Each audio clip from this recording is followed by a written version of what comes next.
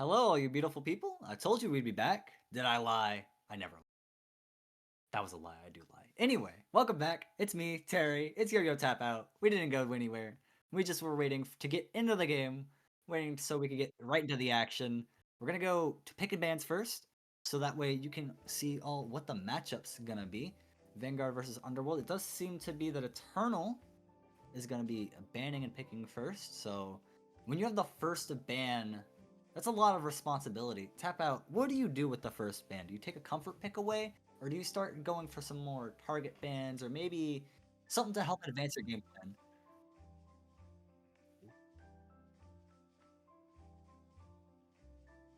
So like I feel like the idea if we are, so I think right now this game they already picked in bands, but the game messed up, so we're gonna skip the picks and bans. But I see. I think the bans, if it's very dependent. Like whenever Bake was at his peak, you really want to get him off the board or at least try and pick him.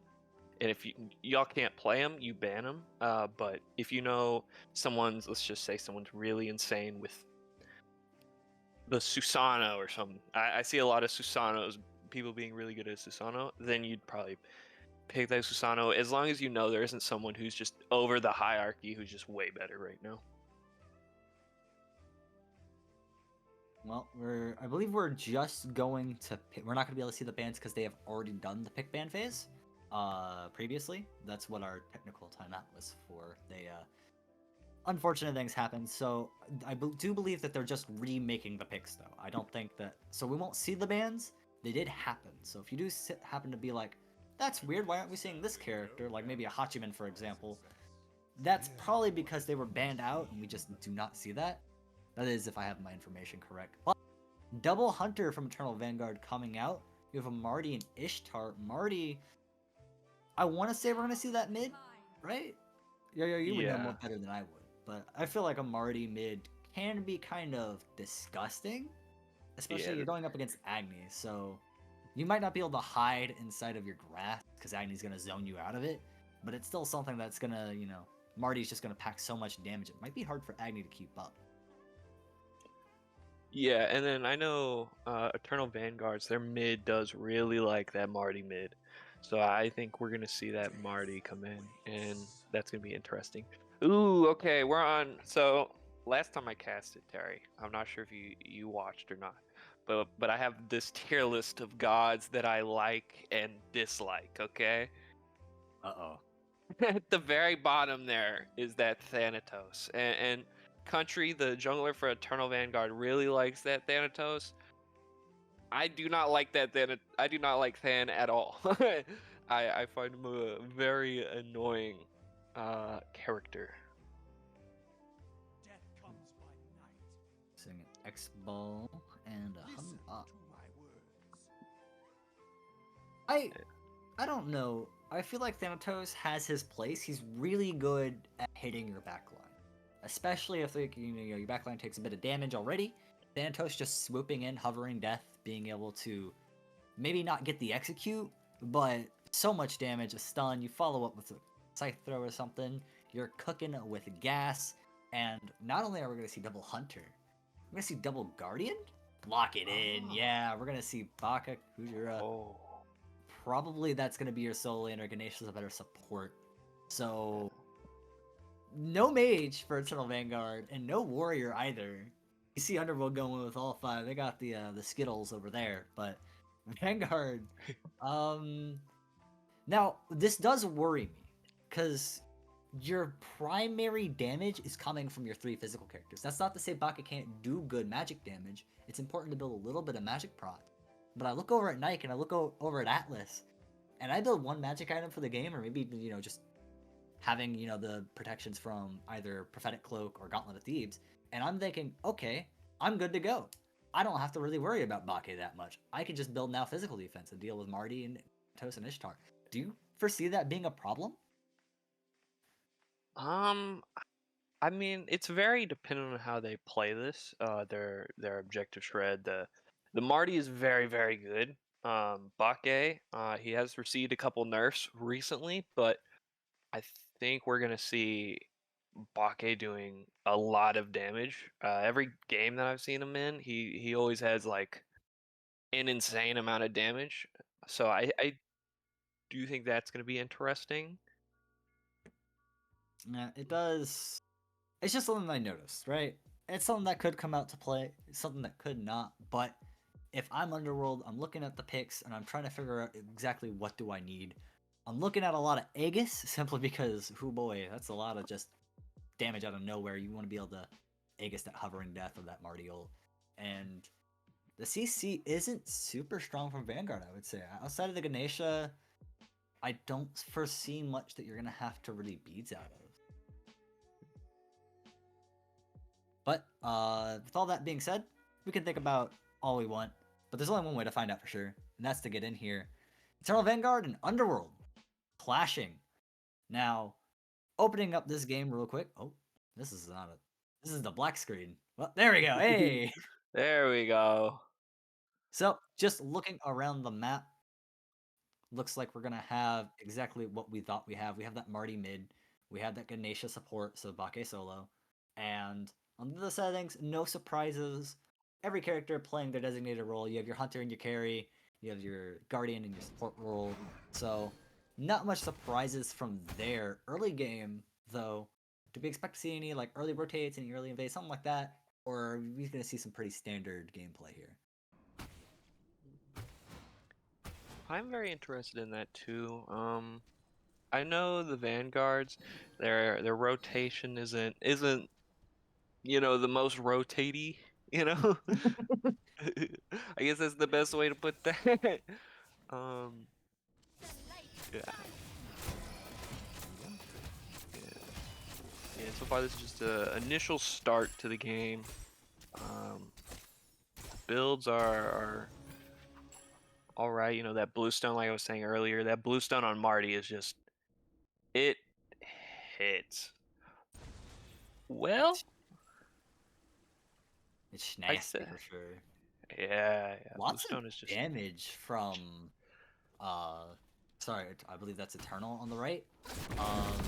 Because they have the knight taking Warrior's Axe and then Cudgel, right? So they're gonna be going into most likely I believe Jotuns is a first pick for Nike, right? Just get that cooldown and pen? Or is there anything else that they could be building? It's gotta be Jotuns. yeah. Right? I think that's just the Jotuns. I don't see any other thing. Yeah, just that cooldown Jotun's Vigor is just so good right now. So I don't think they do that. But I will say, Nike is like so I was talking earlier that tier list. Nike is up there for me. Okay, I love watching a Nike play.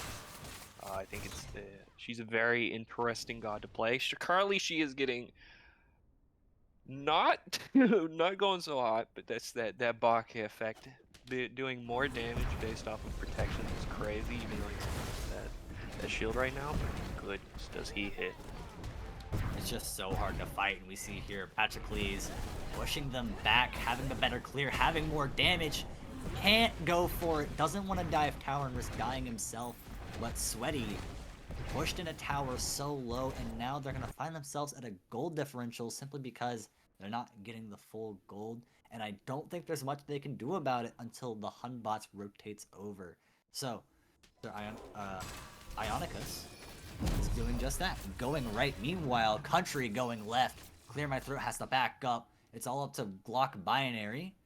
He's pushing them back, dealing as much damage as the next ball can deal by this point. Managing to do so, and, making some space for his team. All across the map, though, it does seem like Underworld are doing great for themselves until Ionicus jumps in, seals the deal. Patrocles down. First kill going to Underworld. Or sorry, Eternal? Yeah, sorry, Eternal. Yeah, that's gets the first Underworld. kill. That's the Underworld. Yeah, sorry. Team names are not up. I'm tripping. But Yeah. Ionicus did a very good job. Rotated over when he sees that a solo needed support, and manages to get the kill, release some of that pressure, and help Sweaty farm some, XP and gold back up. Meanwhile, on left, the pendulum has swung, and just after getting Than's help, they are now pushed back to tower. Yeah, I mean, that Bake, he has a bunch of lane pressure, but if you just stick up to their tower line for that long, that jungler is going to punish you. Every time that jungler is going to come in and try and do something with that. So I think him just doing that for too long. Maybe the Nike might have just gotten caught out. Oh. Michael managed to get them away. Sweaty. He's probably calling out, hey, remember when you jumped and you gave me all that help? I might need it again. But no, Patrocles, level 6, he's not fearing the tower anymore. He walks in and manages to nab that kill, get the return. And that's not good. You definitely don't want to be surrendering that kill. I don't know if Sweaty had much to say about that, really. Yeah, that was interesting. He kept trying to stay pushed up enough. I mean, he didn't really have an advantage there because he used his ult already. He did all, and then I think he leaped in. So all that led to him. No. Oh, the hovering death. That's almost certainly going to be a death on Clear My Throat, but the ult from Jiba manages to help. Country runs into Cyrenicus, though. Is at the level disadvantage. Is probably going to be calling for help. Cyrenicus just misses too much, though. Has to back off. Joy Wolf to rotate. Comes from behind. Might be able to get the lockdown here, and that could be bad. Country going in for damage. The silence. Country does not have the follow-up, though. Cyrenicus should manage to get away here. And it does look like Luck Binary also falling back, making sure that he doesn't get caught out. So, very good job from them to not surrender a pick there, but unfortunate misses. Yeah, that was very unfortunate. I thought the Ganesh did a very good job of silencing that Hunbets there so he couldn't get away.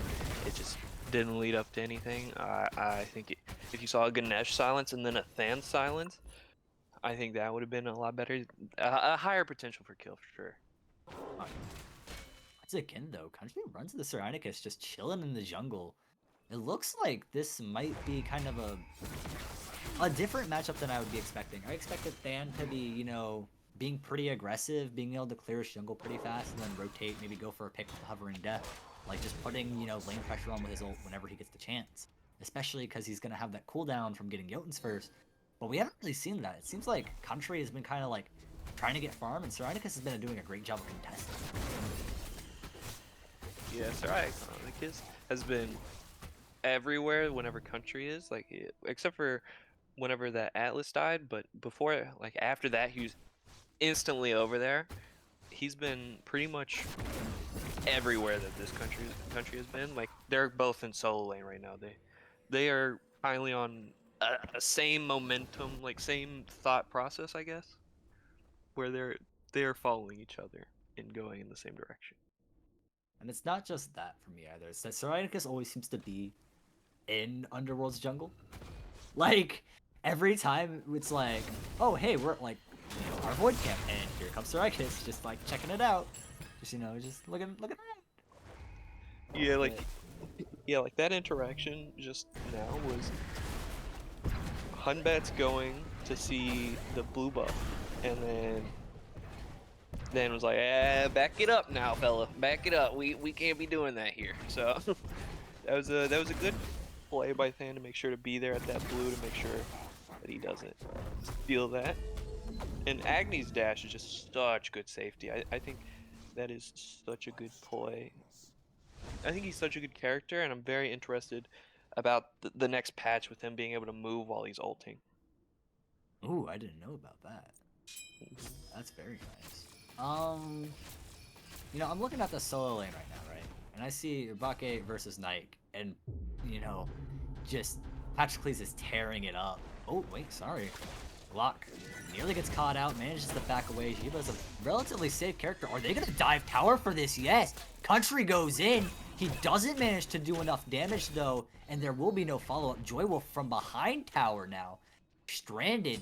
Cyrenicus comes. This could be really bad for Joy. Sweaty dies on the other side of the map to the Bake. Joy Wolf, though, gets caught out. Clear My Throat throws back. Joy gets caught in another ult. Joy can't go anywhere, and there's no backup. They're not even going to try to refrag, and they're all going to skate away. So, very good. Catching out the aggressive rotate from the Ganesha. Trying to get behind tower, maybe go for a dive with the rest of his team. But the call wasn't there, and he pays for it. Yeah, if that Ganesh got there like 10 seconds sooner, like got there right before the Than dived on tower, I think that would have been a huge rotate, but he just waited too long, and then whenever by the time he actually finally got there, it was just a little too late for him. And that just cost him and led to him just being completely out of position. There was nothing he could do. And it looks like some shots being traded back and forth in here mid lane. Something we missed during that fight that I alluded to is that Sweaty had died again. Country here, nearly getting caught out, but this he'll just walk away. Sweaty died to Patroclus, and that was kind of unfortunate, but we've really not seen this Nike pay off yet, and he keeps getting bullied by this Bake. Is there a point where you think this Nike pick is going to turn around? Bake just has really, really good lane pressure, I think. As long as Sweaty Sax is going in on this Bake like that, I mean, she does have good getaway, and of course her ult is up, so she should be safe for now, but if he can get that ult off of her, then he has really nothing to be scared of. He has that Phalanx online. Phalanx is just gonna hurt. Oh, Sweaty Sax ult just came out. Sweaty jumping in there pretty aggressively and trying to chase down. There's no jungler nearby to follow up, and now that the ult's wearing off, Patroclus, like you said, has nothing to worry about. Sweaty is forced to stay in tower and try to clear from there. I don't know if I like that play, but at the end of the day, maybe you kind of had to. You were already dropped low, but there's need to be more help in solo lane, because now we're seeing two people rotate over, Joy and Country. Hovering Death comes up. Sweaty, you're gonna have to run, but there's nowhere to run from Death himself. Country with a kill on Sweaty, and they're bullying this poor Nike. Yeah, Country just went in. He saw free eats, and he just decided he wanted to eat up. So he noticed that Nike was low. She was staying. Nike's staying was very interesting, especially knowing that her ult is down. I mean, I guess he was like, oh, my glyph is down, but honestly, I think you just back there. I think her staying too long was just led to that death. And then honestly, I don't even think Joy needed to rotate over. I think it was just a kill no matter what.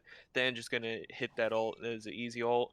Hunbat's going in and invading the green. For Geb. Seth Geb caught out a little bit here, but uses the ult to get away. Cyrenicus will settle for taking down the oracles. Oh, maybe not. Maybe not. No, there they go. All right. Cyrenicus confirms the oracles and dashes away. Jokester Ryan also skating away. This 3-stack of Than, Ganesha, and Marty. That's a very scary combo. Not one that I want to be caught out by, but you gotta contest them at some point, and they're gonna choose to contest them just from the edge of their tower, knowing they can back up, but they will most likely have to surrender this meteorite. yeah, and what we just saw was one of the main good parts of Marty mid. Not only does Marty do so much damage, Marty also has that ult for great getaway. Marty can just go up in the air, relax for 3 to 5 seconds, not worry about any damage. Marty is one of those safe picks as well. So he has the safety and he also has the damage. I'm about to see our first tower fall potentially in the right lane. Another fight shaping up as Stygian Beacon comes online, so that's going to be your jungler, support, and mid laner contesting for that. Hunbots is rotating over. Cyrenicus is going to be a little bit late though. Clear my throat, trying to contest, trying to hold it down, taking a lot of damage. But no, they might actually dive tower for this Country, looking for it. Decides to go in on Cyrenicus. Perhaps not the right place. Cyrenicus does not take a lot. Ult comes out, Jokester Ryan takes down Country. And even though they secured the Stygian Beacon, they lose a pick for it and might lose so much more. But no, Clear My Throat gets low. Stepged takes him out. Cyrenicus pushes a little too far forward, and the carry rotating over late will manage to confirm that kill. So, Road Nemesis doing a good job rotating late, maybe not assisting in clearing the beacon, does manage to confirm that kill and win the team fight decisively. Yeah, and then I think they just go straight to gold here. I think getting that kill right there is massive. That was a great rotate. It leads straight up to a gold fury. The Shibulongi is going to try and contest it, but they should be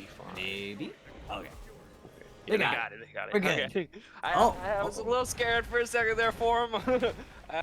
For half a second there, I was thinking that they might not get it, but they got it and they're good. Patroclus is pushed up. Patroclus. What are you doing? You're very far from your home. Patroclus is actually getting chased down by 3 members, and there's no one from his team in sight.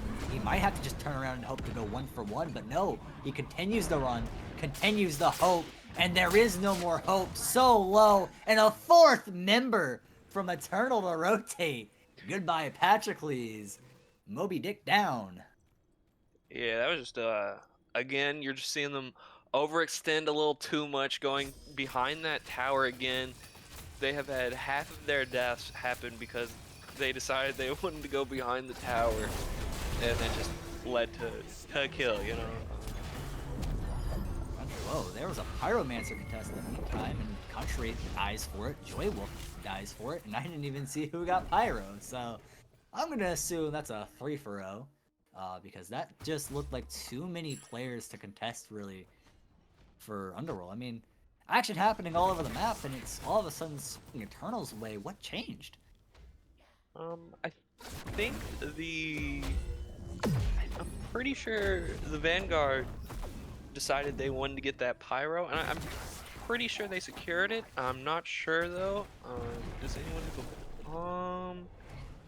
No, no one has a bomb. So I'm pretty sure Vanguard secured it, but going 3 for 0 on a pyro is not the best outcome you want to happen.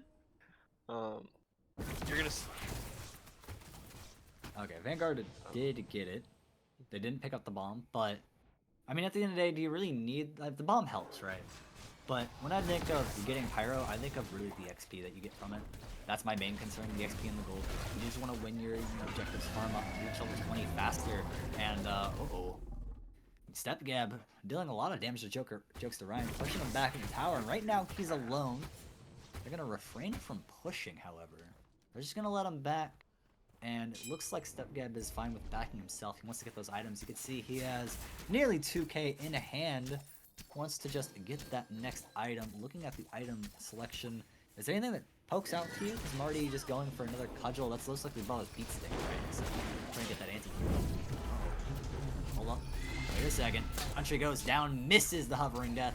He'll back up rightfully. Never mind. All right, back to item selection. Yeah. I was focused on that. Okay, so the item selection right now, I think pretty default except for that gilded arrow on Ishtar. I'm thinking we see more Leather's Cow than we do gilded. I think Leather's Cow is just better overall than gilded, especially in the build. I don't think Rose building crit here really, because the kin size, the XE. I mean, maybe he goes dominance into Deathbringer. Maybe, maybe you see. Nah, that's really all I can think of for that crit arrow. I think Leather's Cow would give him more value out of that. Death Scythe is really good. They're preparing for Beacon right now. Ooh, I'm sorry. Yeah, preparing for Beacon, but oh, there's a fight in tower, and Stepgeb will be the one to take the kill. It looked like the Thanatos went into the air, and he's gonna dive on the players in XP camp. That's gonna be Glock at Cyrenicus, but now, after diving, he just walks away. Country doesn't want any. His team does rotate to help, but they decide better of contesting that. Instead, they're just gonna hold out for Stiggy and Beacon, and it looks like they're gonna get it. All 5 members here, they've gotten the pick. They're gonna get the Beacon, and there's just gonna be dispersal as Eternal Vanguard now lose 2 towers in one fell swoop, and Patroclus now wants to get aggro. He doesn't have a teammate to help him. Saragab does rotate in time. Patroclus, he's overextended a couple of times here and paid for it. This won't be one of those times. He will walk away, just a little bit too scary of a fish to pull up. Yeah, this level lead on the Vanguard side is so massive right now. It's crazy. Every single person except for the support has a lead right now. Solo has a 2-level lead, Than has a 1-level lead. Marty has a 2-level lead, and then carries are actually tied. Never Let's just mind. do that.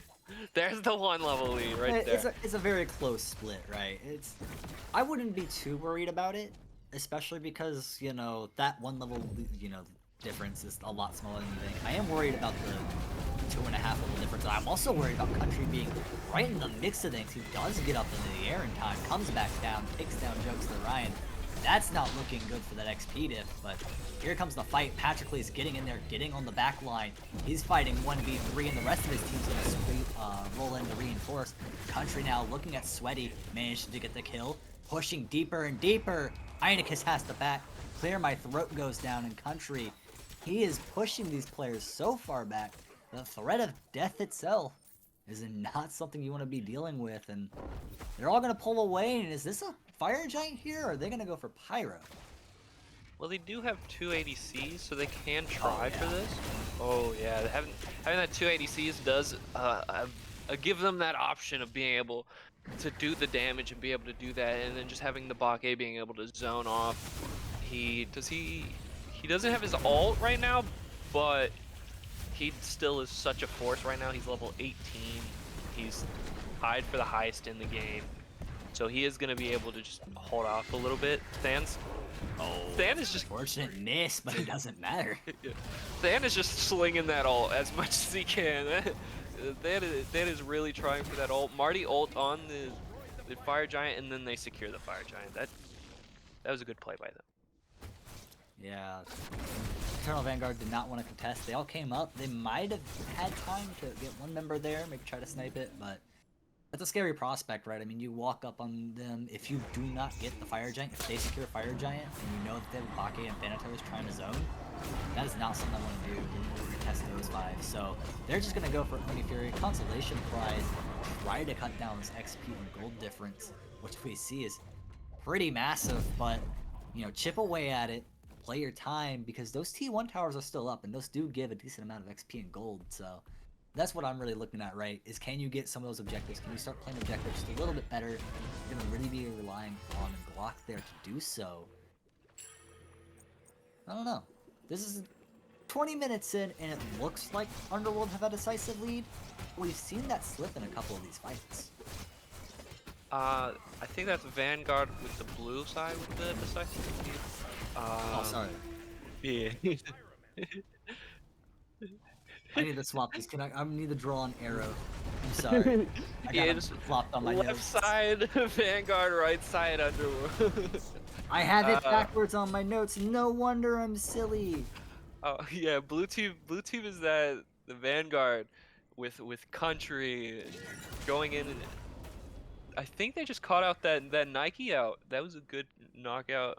Sweaty Sex is not having his best game of the season. I think he's usually their ADC player though. So I think they are shuffling around their players, trying to make sure that they have everyone can play a role. I look down to fix my notes, and all of a sudden there's a tower gone. There's 2 towers gone. About to be 3 is. You see Shiva just walking down lane, Glock, trying to cut down that XP difference, but if he's not with his teammates to fight, is he gonna go for... There's no way he gets Phoenix, right? I mean, Patroclus is backing for it, but there's a fight at T2, and it doesn't look like it's gonna go the blue team's way. There goes Joy Wolf. Ronamesis does get Cyrenicus. Here's the fight for Phoenix. Glock knows that he can't get it in time. He damages Patroclus, and that means the Phoenix targets him and helps him finish off the kill. So, unfortunate they couldn't get Phoenix there. They didn't lose much, though, I would say. I say that was a worthwhile attempt. I mean, Patroclus couldn't help take down T2, and I feel like with Bake there, that's a surefire, you know, it's a surefire loss. So you had to threaten something, you had to make sure that they had to split their forces. You could have done much worse if you were Glock there. Indeed. I mean, just making sure that he got that, but oh my goodness, did that Bake do a lot of damage? Oh, Bake yeah. walked up and just shredded that man's health. That was a crazy occurrence. I was not expecting that health to drop so quickly there in that fight. Uh-oh, here it comes. Like I was saying, Patroclus is going to be the one to engage on this tower. He's going to be sucking up the majority of the damage, and he's going to make the tower disappear, so... This double ADC comp is playing to its strengths perfectly. They're getting these objectives very quickly. They're not afraid to push, and that's what you get when you also have a Bake and Ganesha who are able to just walk in and take so many hits, so many lumps. Once again, they just can't contest. They're not even grouping up for the fight. It feels like at this point that Underworld have just given up on defending their towers. It doesn't seem like there's a point for them, right? Because they're going to disappear so quickly, and if you try to contest Patroclus, I mean, Patroclus isn't afraid of the tower, and he isn't afraid of you. And he already has that level difference on you, so is there a way that they can really, make calamari of this, or is this going to be the way it goes? I think they really have to defend these Phoenixes. These Phoenixes are I won't say do or die per se, but I think they are very important because it leads to them having so much pressure. But I really would like to look at Fire Giant. If that Fire Giant hits enhanced, that I think will decide game. If it even gets that far. This is so far it's been on that Vanguard side. Vanguard 16 to 17, 16 to 7, not 17, 16 to 7. But I think if this Fire Giant gets enhanced, that's where I think Underworld needs to wait, delay, play defensively, try to catch people out, try and make sure that they can jump on people, anyone who is stepping out, anything like that, trying to get anything they can, and then waiting for that enhanced fire. If they can get enhanced, then I think they can completely turn it around. But I really do think this is very dependent on that, and then they're just going to go for gold. I don't think they should contest here. I don't think they really gain much by contesting here. Forces are split though. This is interesting. Now it looks like things are grouping up. This is a fight. Joy Wolf does get dropped. Yeah, that's one of your primary tanks, and it looks like you're still not fully grouped up. Patroclus is in the back line. You don't have anyone healing for your other players. Instead, they're going to force Patroclus. That is not the play here. Patroclus will take down Jokester Ryan. So low is drop the Agni. Clear My Throat gets dropped by the fan. Country looking now to his next target, but everyone's dispersed. They take the 3v3 now, and they're going to go ahead and move this into the late game. But you lost Gold Fairy and you only managed to trade 2 for 2. You're just delaying. We were talking about maybe looking towards Enhanced Fire Giant, so maybe delaying is all they need to do, but I feel like you need a little bit more of you need a little bit more of a roadblock in the way, right? Because just going 2 for 2 there is not where you want to be. Yeah, but they do gain more out of just going 2 for 2 there because the kills they got Patroclus, and I think they well, Ganesh isn't that much of that, but getting that kill on Patroclus, getting that bounty on Patroclus is quite big compared to the Atlas and the Agni. Yeah, I mean, we're just looking at the XP and gold difference. There was no drop, or there wasn't a substantial drop. In fact, it actually looks like, just by gold and XP, it looks like Underworld came out. Not ahead, but, not bad. And I don't know exactly how the XP difference starts. You'll have to correct me if I'm wrong here, but I do believe that plateaus out anyway. So as, players start to make it to level 20, it's going to get closer and closer to 0, and it's not going to matter as much. I mean, right now we're just looking at the XP difference between a couple of players. Practically is, oh wait, we're in a fight. Sweaty's down. Oh boy. Getting caught out like that, 5 people around you, and you get absolutely deleted. That's what's going to happen when you either don't ward, which I don't see a lot of on that right side. I do see 1 ward, but it just looked like it got locked down and couldn't escape in time. Once you did get that information, you need your teammates backing you up on this. You have to be grouping up for these fights, or at least have a game plan, have some info. And now, this is going to be a Fire Giant force in a 5v4. Uh-oh. But it looks like it's a rotate. Cyrenicus in the back line now, looking for a play. They're going to try to force something on the Glock here. Glock takes a lot of damage, gets in within execute range, and Country's going to go for it. No, he actually drops on Cyrenicus. Spots the Hunbots in the back line, drops him. Country's going to wrap around. Glock has no idea. There goes another. Clear My Throat and Jokester Ryan, the last 2 left, against all 5 members of Underworld. Vanguard. Vanguard. Gosh, Italy, darn it, my V looks like a U. Oh no! I No, keep that's mistaking him. yeah, I mean this I'll get it right Vanguard. one day, I promise. Now we go for fire. Vanguard has such a huge lead, and it all started with Sweaty Sacks getting caught out like that. That's something you cannot do if you want to try and come back in this game. You cannot get caught out.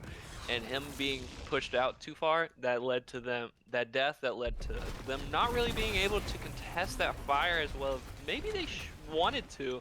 It looked like they wanted to. They were all on that side. They were all looking up, and then Hunbats did try and come around. They did a good job of getting off of the fire and making sure that there wasn't even a chance they could steal, and then getting a kill on that Hunbats because he was behind. That was a really good disengage off the Fire Giant simply because it baited Underworld. I'm gonna get my teams right from now on, I promise. Underworld had to come and make sure that Fire Giant wasn't, free, right? It's a 4v5, you can contest that. You can't just let Vanguard take that out from Underworld. But then Vanguard, knowing that, forced them to pull up, and then as soon as they knew that Underworld was there, they were like, alright, let's go take this fight, guys. We know we can. Who's gonna stop us? And then it definitely wasn't Underworld. Underworld have not been able to put up the resistance they need to. Is that I have to ask, do you think that's a pick ban phase thing? Do you think this is like a macro strategy type thing where we've been losing the macro strategy? Or do you think just some early game plays really split the difference and then they just couldn't bring it back? Right now, I hate to sound negative about Underworld's chances, but we were talking about looking towards Fire Giant, which isn't going to come up for a little bit. We've been talking about what they need to do. Is there even are we talking about next game, or are we still in this? Do we still have to kind of wait and see, Well, the last game I casted, that team, the team that I thought was gonna win, pushed up too far, pushed in that middle Phoenix before they were ready. They all got caught out. 5-man kill. And instantly a team wipe, and then the other team just ran it down the middle. So there's always a chance. It's just very dependent on how well they can defend this. They cannot be having Patrick B's getting completely caught out here. That's massive. Country having to ult out. Joy Wolfie dying. Low, and Sarnix is gonna engage for that. Oh. Okay, Glock takes down Country. Step though will deal some damage. Uh-oh. Here we go. 4v2 now. Where did everyone go? They went back to the fountain, and it may be that Roe is on his way as well, but it looks like he's just gonna run all the way to the fountain. Doesn't look like he's gonna be sent the expressway, but that does mean you're gonna lose T1. It means you're almost certainly gonna lose T2. And there's a chance that Roe can't defend Phoenix before his team comes back up, so... And there's no other objectives, so it looks like Underworld are actually going to try to walk this up, counter push, and at least try to trade out Phoenixes. This is going to help their chances, if not because Fire Giant's going to, come back up eventually and they're stalling time for that. No, they're going to disengage. They don't even want to fight for Phoenix. Yeah, I thought they would have taken that 4v1, but I guess they noticed Ganesh maybe was coming up in Bake. I think they would have been enough time if they just did that, but them just going around getting towers is not too bad. And then they didn't end up getting that tier 2 because Ganesh ended up pulling up. Something I want to peek, something that was very interesting was Ganesh didn't ult on that pursuit. Ganesh has had the ult for this for entire time, and from that fight to death to now. That's something that I think was crucial because Ganesh ult is just so huge. It can cut off an area. It does so much damage if you're on that border. I think Ganesh is so massive. Like not level wise per se, but just that ult is just so good for sieging as well as defending. It's just a very good ult, and then her being able to cancel out Ganesh being able to cancel out abilities using that Ohm, trying to get maybe that Hunbats, who everything Hunbats does is an ability, trying to get Agni, trying to get one of those, I think would have been massive. I think those are very interesting things. Especially because Cyranicus on the Hunbots, he has a windup on one of his big damaging abilities. If you could silence him in the middle of that windup, that's huge. Because all of a sudden you don't have that damage. You were just casting an ability. I don't believe you lose it on the windup, at least on that ability, but you still kind of get caught out there. So you definitely don't want that to happen. Speaking of getting caught out, look who it is, Cyranicus alone, the jungler. And it looks like they have info on it. I mean, there's a ward right on top of him, so I'd hope so. People are rotating over. It does seem that Underworld kind of realized, oh wait, we're leaving the monkey alone. We should no monkey business. Let's group up. Let's not let that happen. But everyone's rotated. Everyone's kind of grouped up except now for Patroclus alone. And he's gonna take the Stygian Beacon. Meanwhile, this fight's gonna start in the jungle without him. So Country, now he's the one on his own. It looks like there's just this one floating member from one of these teams off on his own. No one gets caught out though. Patroclus now makes his way into the thick of it, and now he is trying to chase down as he does oh so well. Clear My Throat gets dropped, and it looks like the fight swings from one side to the other. Cyranicus gets dropped as well. It's just damage upon damage. Now Jokester Ryan solo might manage to skate away, but no, he's gonna get shut down and nowhere to run. It's just Sweaty, and he can't last for long. The knight gets dropped. The goddess of victory, the herald of defeat. And now it's just gonna be a quick walk up and a finish on the Titan for Vanguard. Yeah, that was just a case of choosing your battles. I think they should have, if they were going to engage, they should have engaged earlier. Maybe when Patroclus was doing that. But that's just a little bit worried that Phoenix came up for a second, and I was like, wait a second. Don't let that spoil your fun here. All right. Yeah. Well, that was a long. I think that was a game that was decided earlier, and I don't think it was that Underworld were ever out of it. I think it was Underworld. They couldn't find their way back into the game. I mean, we talked about maybe trying to go for that, enhanced fire giant, and maybe letting that help swing you, but you just weren't able to contest objectives against that double hunter setup. And I don't know exactly how you counter it. I thought the Knight late game would do a great job of countering the double hunter setup. I mean, you have that shield that blocks so much damage, but then you either found that they weren't on the front lines as often as they might like, or they just simply couldn't do anything because they were getting surrounded. The team fights were getting hectic. You had Bake consistently pushing you and just making sure that you couldn't do anything. You were locked out of the game for so long. That was kind of just not tragic, but it was, unfortunate at the very least that it feels like the answer to the problem was something that Vanguard picked up on early, and they locked it out of the game. Yeah, and then anytime like that Nike would overextend quite a amount, except for I'm pretty sure in most of those fights you're seeing the Nike getting caught out, just getting caught out and dying before the fight could even start, and that just leads straight into just a losing fight without that Nike. We're real zoomed in here on a 1-5. Is that? Please tell me stream's seeing that too. You're just looking at. All right.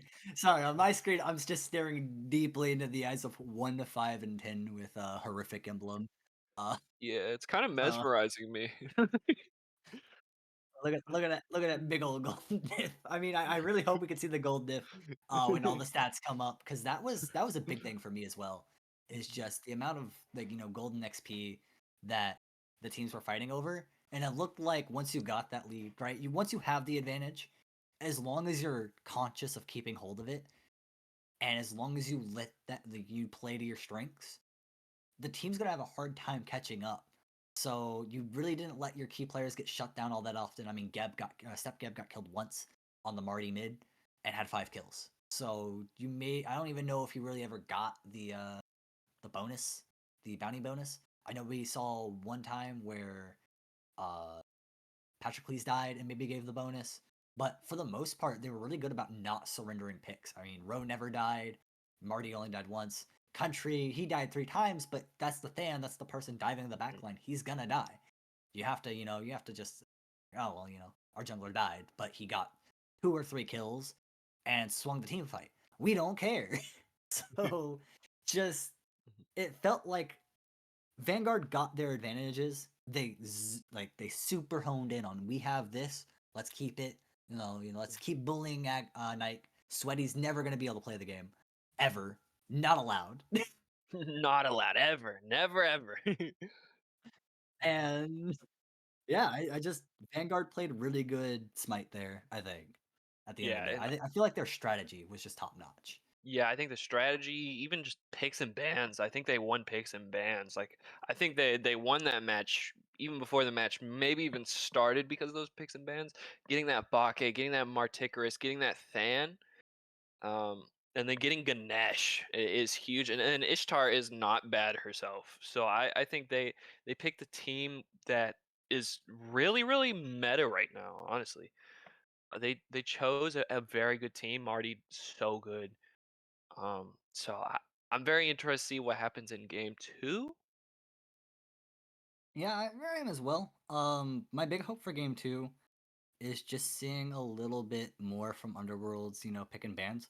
At least ban out some of the things you had a problem with, right? Like if Bake's not gone right one, right? Like I mean, we left Bake until pick 5. That might not have been the order that was picked in.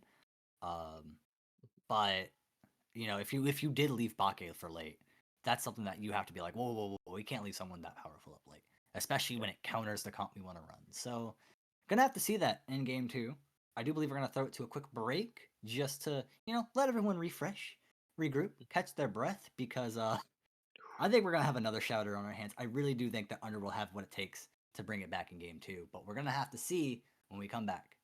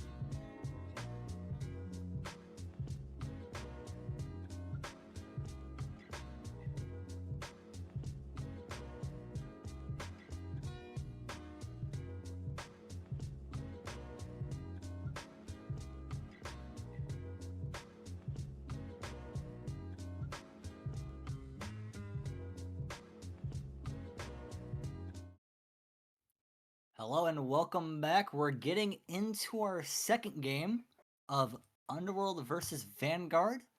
And I promise to not mess up the team name. I promise, totally. I would never do such a thing, right, Yo-Yo? No, never. I mean, I've never Never. heard you, never ever heard you mess up a team name. Never ever. Never.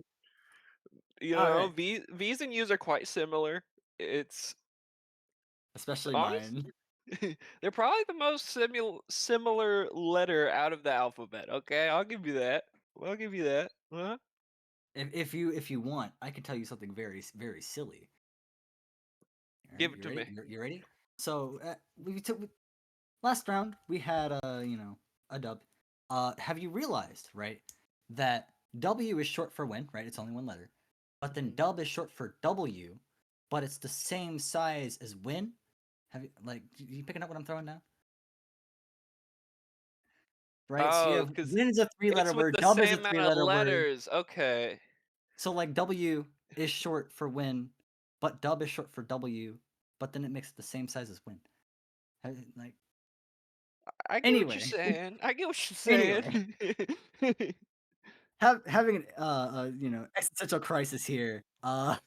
We're getting to pick bands here real soon. I think they should be coming up any minute now.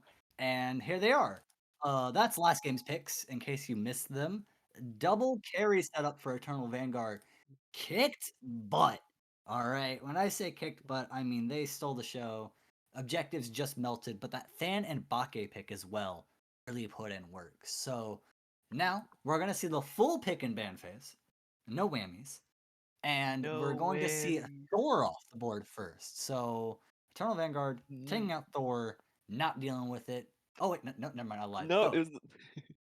was. They lied to me. All right, no, Thoth is also a really good pick because as scary as some of those mid mages can be, we're just talking about how the mid really likes Marty. I would probably prioritize that, but Thoth is a very scary god. Yeah, Thoth, his range, that passive having pen, I mean, he just does so much damage, and just again that range, his range is so far, and then taking a Hachi and Cuckoo off the board, I think that's standard bans right now. It's just that Hachi and Cuckoo. Yeah, we were just talking about how Ku hits. Or sorry, we weren't just talking about. I was talking last week about how Ku just hits so much area, right? Like it's so hard. If there's a Ku on the board, he basically says the entire map is within range, and if you step in a tornado, you just like take half your health. Like whoops, stubbed your toe. Too bad, half your health. Right? It's not Yeah. something you want to deal with. It's a very difficult god to play against sometimes, especially when you play against a Ku who's comfortable on it, can just zone you out so well. On the other side of the board, we're seeing two frontliners getting taken out, Bologna and Athena. Now, I've been seeing a lot of Athena ban, not a lot of Athena play. What exactly makes Athena so scary? Just that rotation, being able to go from one side of the map to the other in 3 seconds is crazy. Just that being able to rotate is so useful for the team. Being able to be anywhere that you need to be within seconds is so valuable, so massive. So that's why I think you are going to Fear see what is Athena get banned a unseen. lot, and then that Bologna. Right now auto attack gods are really heavily in. So Bologna is just such a good counter for that laning phase against AA gods that it's so massive and imperative if you're The playing to build fairies' play joy a will CC never god to get rid of prevail. that Is Bologna. Did Underworld just not do a third ban? Am I missed something here? no soul escapes. Whoa. Either way, Underworld is picking both Cerberus and Karen. Charon, sorry. It's Karen. Boat Karen. Oh, Bake. Bake is the ban. Okay, that makes sense. Okay. That makes Good sense. job. Okay, that's a I good ban. That's a good ban. But respect learning from your mistakes. This good time, though, no ban. Knight to Blue. It's going to be a Cerberus and a Charon. I actually don't know which one of those is going to be solo. Most likely Cerberus, correct? I believe I mean, you could see a surprise and see Charon mid. I would be that's true. so ecstatic if we saw Charon mid. So, we were talking earlier today. Again, I feel like every single time I'm on here, I'm going to be talking about my tier list. Charon ranks really, really highly up there. Okay, I love Boat Boy. Boat Boy is so much fun. He's so good to look at. His animations are nice. I love that. And then I guess to even it out, towards the bottom is that Bologna. I don't like Bologna very much. She's an annoying god to face. Yeah, I agree. Lona, just a stun on your engage. That's just gonna be something that's so difficult to deal with. I mean, do you Aegis? Do you beads? Well, you can't Aegis because you're stunned and now you're dead. You can't beads because you beads and then you also just get pummeled into oblivion. So you know, it's Bologna's gonna really just make you struggle. Dive your back line, very good engage. Something like Cerberus. That's why I expect Cerberus to be solo more so than Charon. But Chiron is going to be the carry of choice for Underworld. Now, Chiron's good, but why is he good? Oh, whoa, that was a quick ban phase. Whoa, all right. Ooh. Really, Well, you might ooh. see a Chiron mid actually. Chiron has been seeing a lot of action in mid more recently. So I am very interested to see exactly how they're gonna do this. Yeah. Okay, so I think with the choice of a Rama there means it's gonna be Rama carry, Chiron mid, uh Chiron and Charon. I will not mess it up this entire game, I swear. No, I will. Don't worry. I'll mess it up for you. I'm, All right. I'm expecting that Charon to be support now and Serb solo. No. Um, Is that a Fafnir I see? We're we're doing something. Oh, there's not going to be Arthur. Ganesha this time. I was expecting because Ganesha slipped through, and I was like, "Whoa, we didn't see a Ganesha ban. Are we gonna see Ganesha again?" Especially because Cerberus is on the board, and I feel like Ganesha has a really good matchup against Cerberus. I mean, you just silence his fire breath, and it's like, all right, well, what do I do? Mm, So, co- all right, who's gonna be our support? Because they're hovering some silly stuff. Kabrakan, do it, lock Oh, it in. they. I dare you. No, go back. Oh No. no, go back to the bracket. No, go back, please.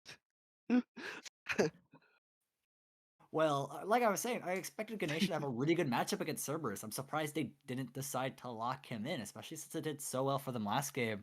But Fafnir, very strong god with double carry. I mean, you put one of your buffs on one of your carries, they just go crazy.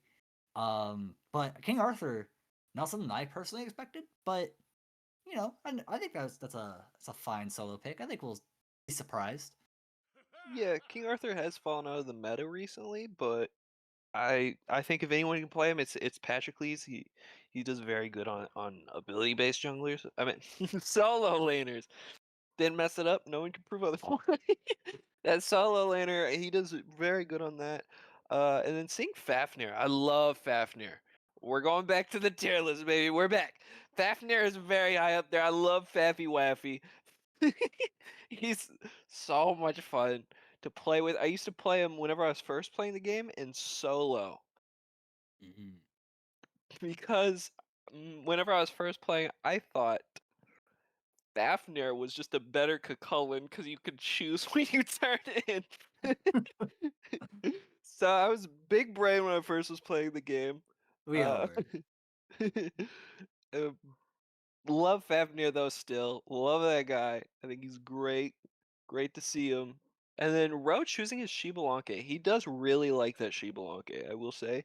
You are gonna see him go that Shiba a lot. He has a lot of hours on Shiba.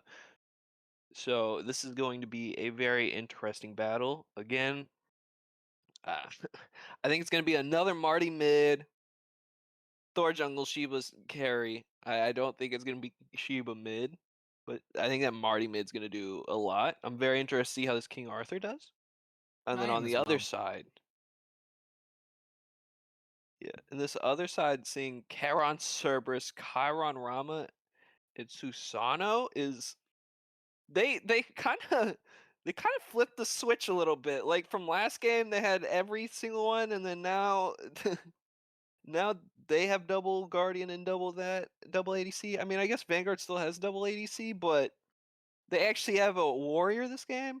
So yeah, I mean No ve- mages. No n- mages. We do not like we don't like magic damage here, to be honest. I mean, we have the Cerberus and Charon, who are both guardians that do a decent amount of magic damage.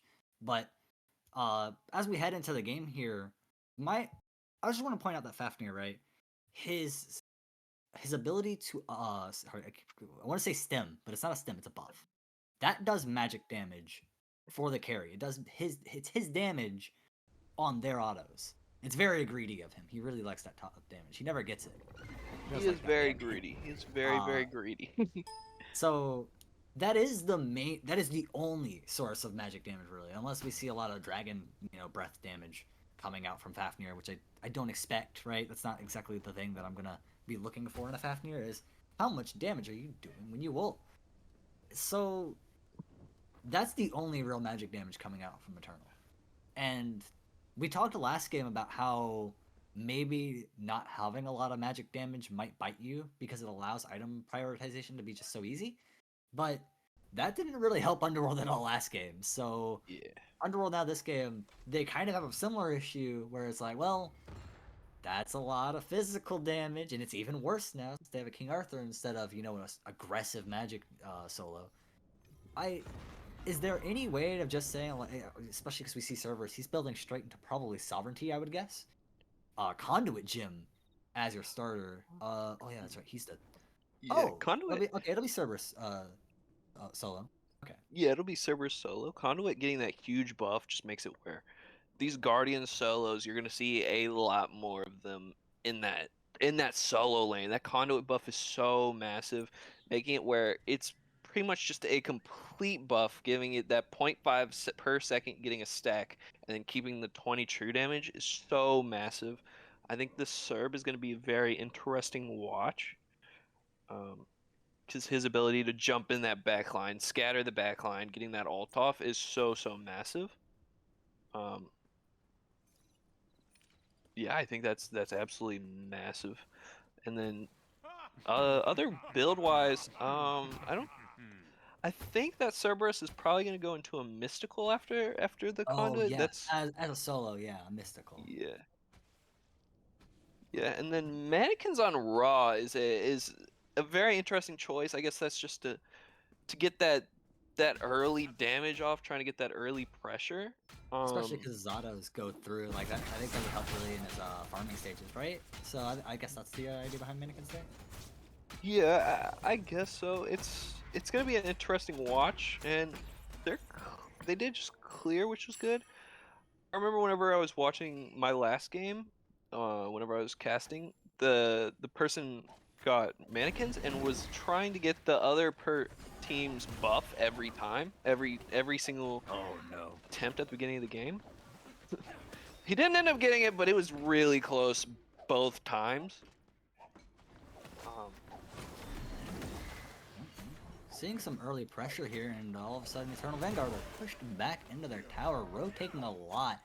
And that's just really good target prioritization there. You pushed back, takes a lot of damage. Playing on the edge of tower now, Patroclus showing no fear, getting right up on Rhinokus. And this is not going to be as easy for Patroclus here. He's going to have to work a lot harder than he did last game to win lane.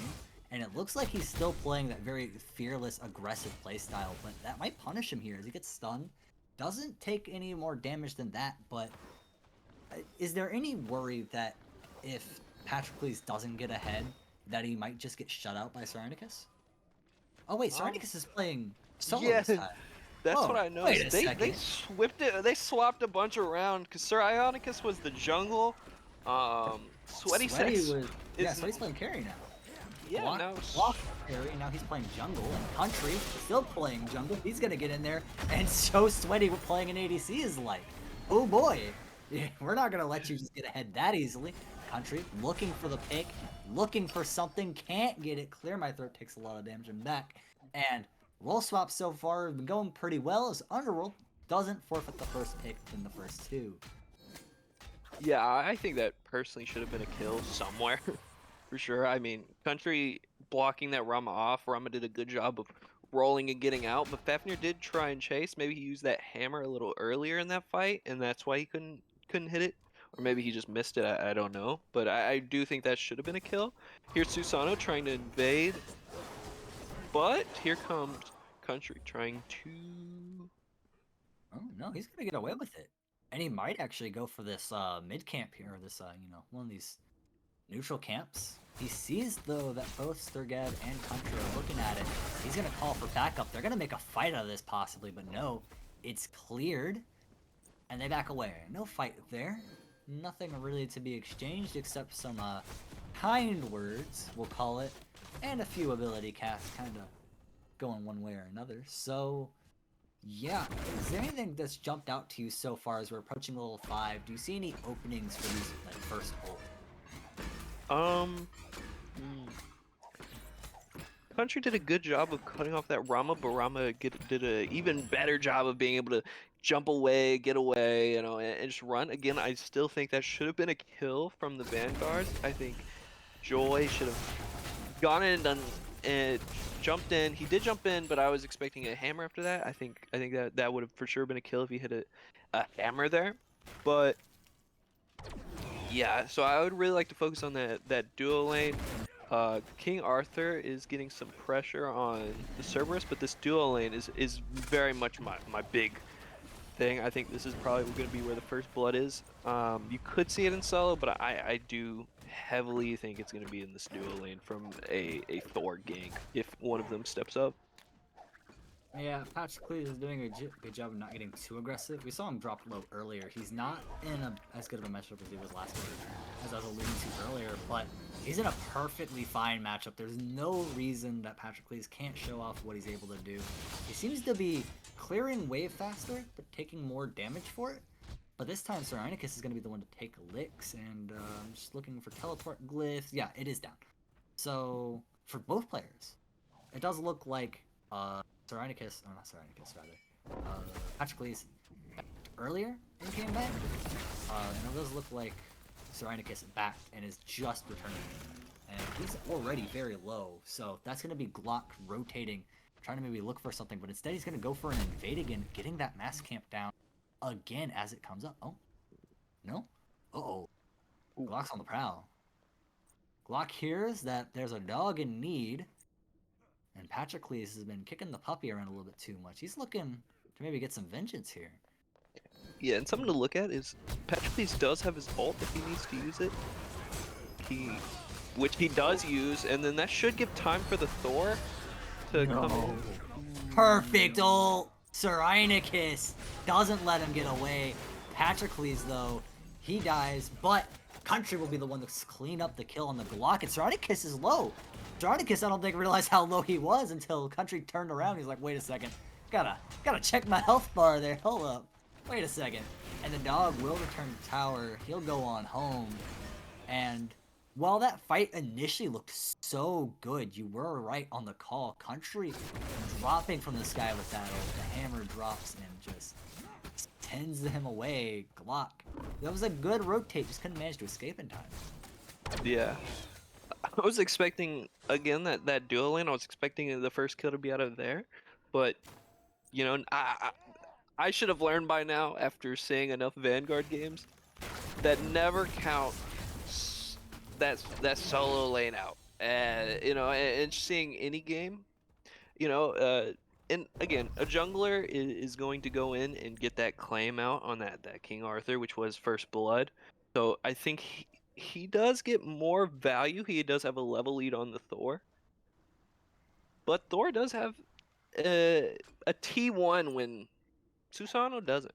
That gold difference is so massive. You know, you might think that it's you know, just 800 gold, but that's just, you know, being able to have an extra item. You know, being able to get that off is so massive that I think, you know, just any gold lead is so big. And then having double hunter allows both sides to be able to play more objective based. And so you fight here? No, doesn't look like it. Sorry, continue.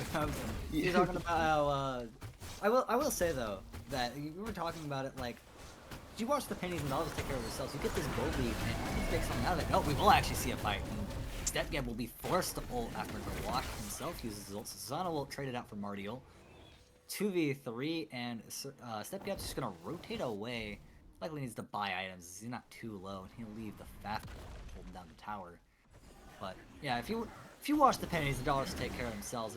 When you get that gold lead and you just, you know, keep buying items, well, you buy items, you clear lane faster, you can, you know, maybe take fights more aggressively, you get more gold, you get to buy more items. It's a perpetuating cycle, and Speaking of perpetuating cycles, perpetuating the cycle of violence as Galactus he rotates it back over, gets right up on Patroclus. Serenicus will join in, and Patroclus is caught out once again. The rotate's just too good, and Country, this time, it looks like he's too late to even get the kill. Yeah. Again, you're gonna see him getting that Mystic Mail online is so massive. Mystic Mail does so much for just wave clear and then just doing damage. Mystic Mail is so valuable, and even though like it is so, I'm not gonna say underrated because it's definitely not underrated. Everyone knows Mystic Mail is very good, but some people are not, I'm not gonna say against building it, but I think you should almost build it in every single solo build. Almost. Like, it is that much value. And especially in Guardians, if you are a Guardian, you need to have that Mystic Mill. It gives you so much clear, gives you so much that. And then Sir Ionicus goes and jumps over, but Patroclus did get his buff here. He's all by himself, so this is just a fight right now.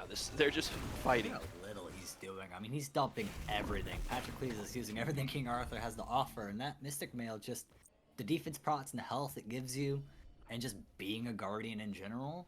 I mean, just wailing away, and Serenicus is dropped low finally, but I mean, that could have been a lot worse. You used your, your only form of escapes to engage in that fight, and you weren't punished for it because you just walked away with Mystic Mail. And Patroclus didn't come out of it unscathed. He will heal up, but that, I mean, that was just show what you're talking about. Mystic Mail just being so strong, if not just because of the passive ability, but just because of the stats it gives you as well. Yeah. It's just Country. so... Whoa! Oh my Okay. goodness. Okay. I yeah, didn't expect Thor out of no. it kind of It's so scared hard me a to little bit. I'm not gonna I was lie. like, boom! Here we are. I was just watching them, and I was like, oh, yeah, that was just a very good ult by Country right there. Getting that ult off leads to them being able to get that Gold Fury, and no one's in sight. I mean, Rum is gonna maybe try. No, he's just gonna go for that support buff. They get this gold completely fine without even getting touched.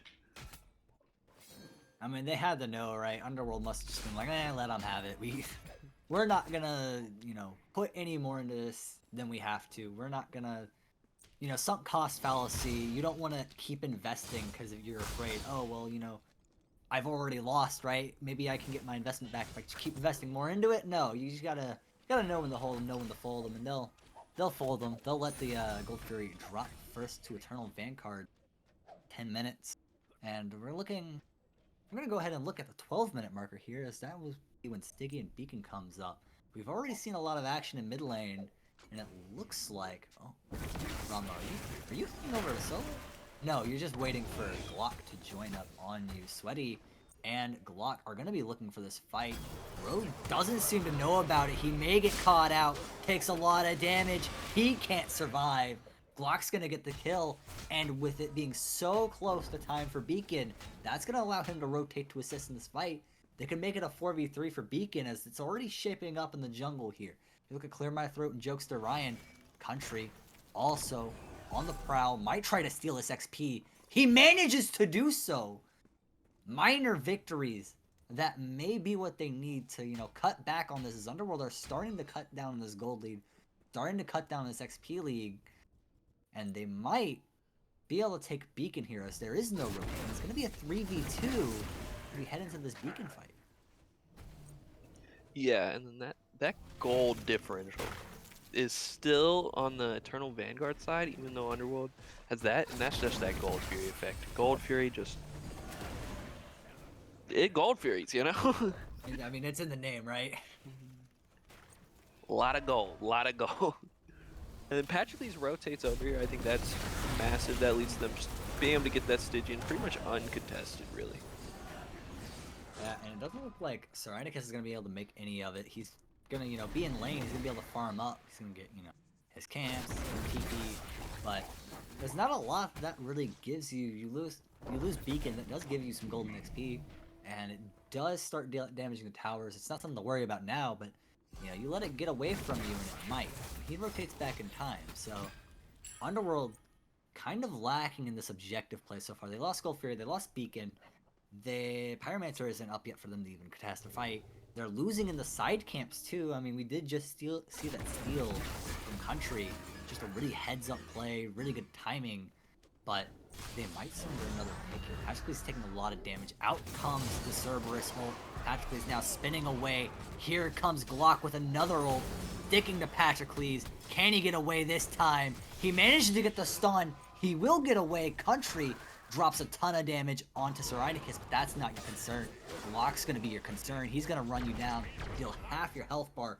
Jokes to Ryan from out the jungle, rotating from mid, dealing a lot of damage, but alas, no kill secured. It's gonna be a failed rotate, and now looking at Pyro, those two players pressured out. They will manage this 3v2 here. So, they'll be able to get it. Setgeb and Joywolf looking at this fight, seeing how they want to take it. As long as they can keep them from getting Pyromancer, that's a victory in my book. In fact, Stepgeb's going to back as they seem to no longer be able to go for Pyro. They're instead just going to back up, group up in mid, you know, and go and do what they need to do, right? Glock's going to start going back to the jungle, and they're going to, you know, return to business as usual. Yeah, and then again on this level lead, Marty has a 2-level lead again on this on their enemy laner, which is so massive. If this Chiron had a level lead, or even just was on the same level, they really could have looked to try and go for this Pyro, but they are scared of this Marty because of that 2-level lead on that Chiron. So that just leads to them just backing off. That's at least what I'm thinking in the case for them not going for that Pyro, because I think they had every availability to go for that Pyro. I mean, it's also, you don't want to go for Pyro and get it stolen, especially at this point. You definitely, that's just something that's unacceptable at this point.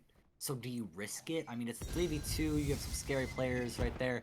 Speaking of scary players, Country's been doing so much work, and Sweaty Sax is gonna drop straight into the Thorol.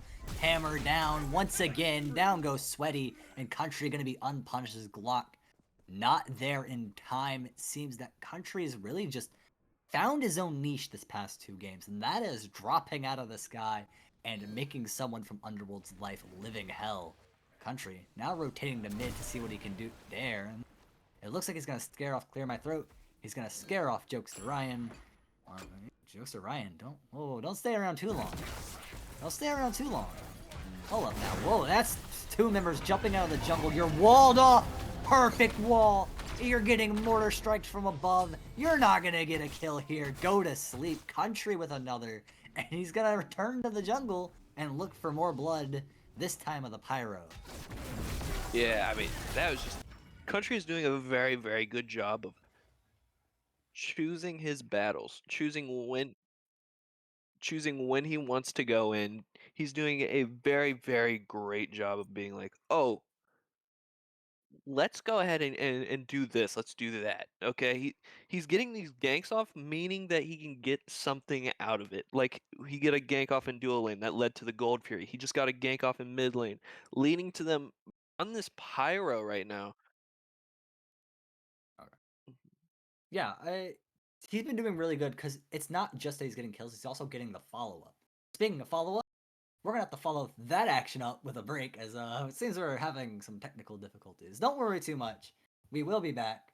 But for now, we're gonna, just take a quick chill break, go and grab yourself some water. We'll be right back.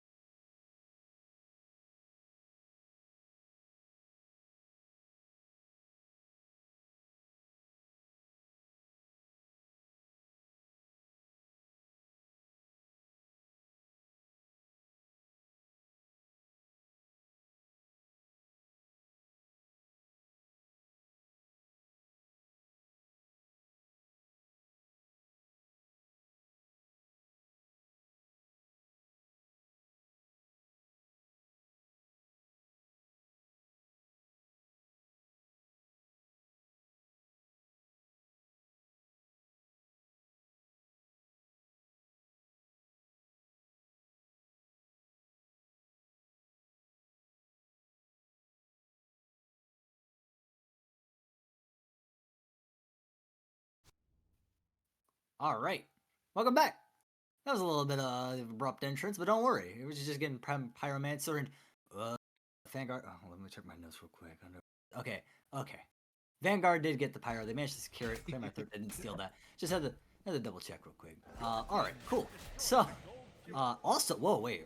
Fury dropped on the other side of the map. We were talking about how good these objectives have been, getting these kills from country and then taking these objectives, and they're keep doing it. That's 2 objectives down from just a really good gank, and there's no follow up from Underworld.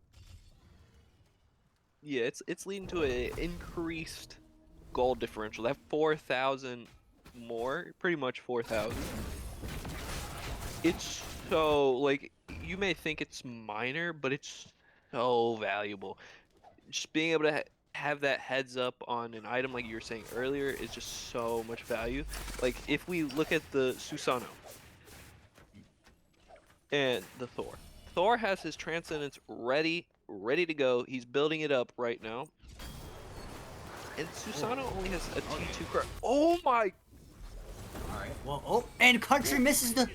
Oh, Country missed the... Oh, can he manage to... No, he has to back. Ooh. Ooh, Country, you gotta get out of there. You can't fight that. And you're gonna lose the tower. You can't back there. Get out of there. Get away. Run! Scram! Run, Force, run! He... No, yeah, him... Please, stop. Country, go back. No. You do not want the smoke. Okay. Alright. You were talking about something more important than Country.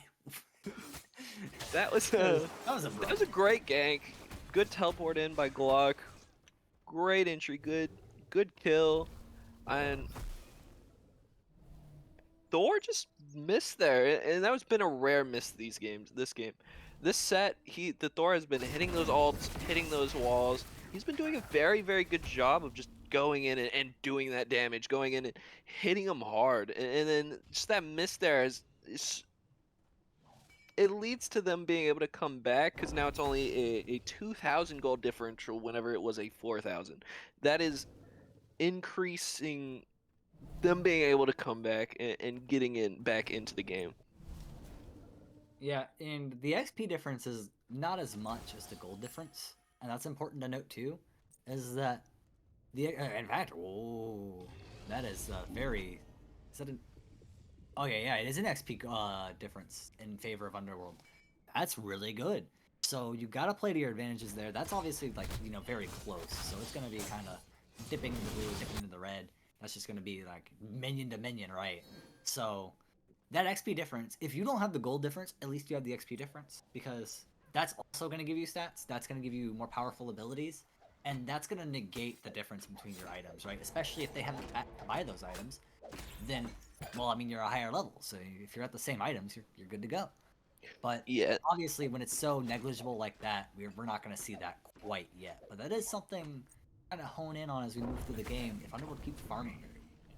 Yeah, the interesting thing is that dual lane. So the dual lane both have a deficit, and the support actually has a 3-level deficit on that Charon, which is okay, now it's 2, but it's still like 2.5. It's so massive on a support, especially who doesn't get that many levels going into it. He doesn't really have that opportunity. His opportunity to get XP is being with that mid laner, trying to get the XP, trying to get it from minions, trying to do all that. So this Charon is doing a better job of getting it down. Well, here comes another Country. He'll tried and true out of the sky, misses it because of the jump. Serenicus reacts just in time. Ult, Country forced to use beads, runs away, doesn't want to risk it. And Sir Einakis perfectly played, and I do mean perfectly. Reacting to the drop, reacting to that sound cue in time, and he managed to skate away with his life. Now, Gold Fury being contested. Can there be a steal? No. Vanguard will secure it. Patrocles into the back line, looking to deal some damage and maybe make a team fight out of this. Fighting, getting very low. Nemesis decides to get onto the action. That's going to be Row Nemesis, not the Nemesis character, not in the game. Joywolf will drop the Fafnir ult, and they're going to dive tower for this. They're going to chase Susanoo Glock. He's running around, ring around the Rosie, but as he runs around, there's still another fight going on where Row is getting singled out. Country will manage to cut off Glock, but Glock gates away still. Roe will be the first one to be dropped in this fight, and Country now looking for his kill against Jokester Ryan. Jokester Ryan skating around, but Patroclus Beyblades him down. Country gets caught out. Glock at very low health will take out the enemy jungler, Patroclus. Now sticking on the Sweaty, trying to get something out of this. He's losing team members left and right. Glock will run away. He can't go for that. He's stranded against all 3 remaining enemies in this fight. He will finally get support. And now, it looks like to be a stare down. It doesn't look like much is going to happen here. They're just going to poke and prod at each other, but no. Patroclus really wants to get into it. Yeah, that was one of those cases of this is looking like a good fight. This is looking like a great fight. They can go in, they can do some damage. And then, and then 1 or 2 people go and chase a kill off someone who is running away, separating them from the team, leading to them just not being coordinated and leading to just them losing the fight. And then again, the XP difference is getting lower and lower towards the underside, to the Underworld side, you know. And then, but the gold difference is still very, very much on the Eternal Vanguard. So I still think this game is quite even, quite even, and it's gonna be very interesting to see how this game goes. That was just too funny. I mean, they were playing Ring Around the Rosie. It was that was unfortunate, but it looks like with the beacon up that one team's gonna go for Pyromancer and the other's gonna go for the Stygian Beacon. No, Country's gonna actually try to steal his Pyro here, and he doesn't get it. He's actually gonna take a lump. Country, you better get away. Wall, that'll go out. That'll be pretty well placed. Managed to cut off most of the members, but now you're in the air with very little health. Do you engage or do you leave? You leave. You leave your team to fight this out. Ronemesis will get a kill on to Clear My Throat. Step Gab takes a lot of damage. Glock into the tower. He'll take a couple of tower shots. T1 doesn't do as much as it did early game.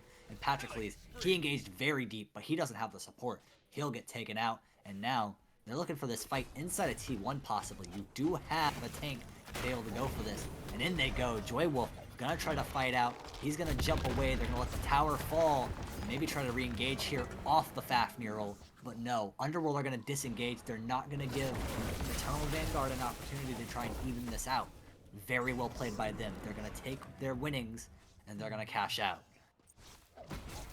Yeah, this has been a constant these past 2 games where Patroclus is kind of just being too aggressive, you know. And the past games that he's been playing, it's paid off him being aggressive. Like it paid off last game being Abake, but here on this King Arthur, it's not really paying off as well as he would like. It is leading to him dying a lot, getting caught out, and them just making sure to turn around and just collapse on him.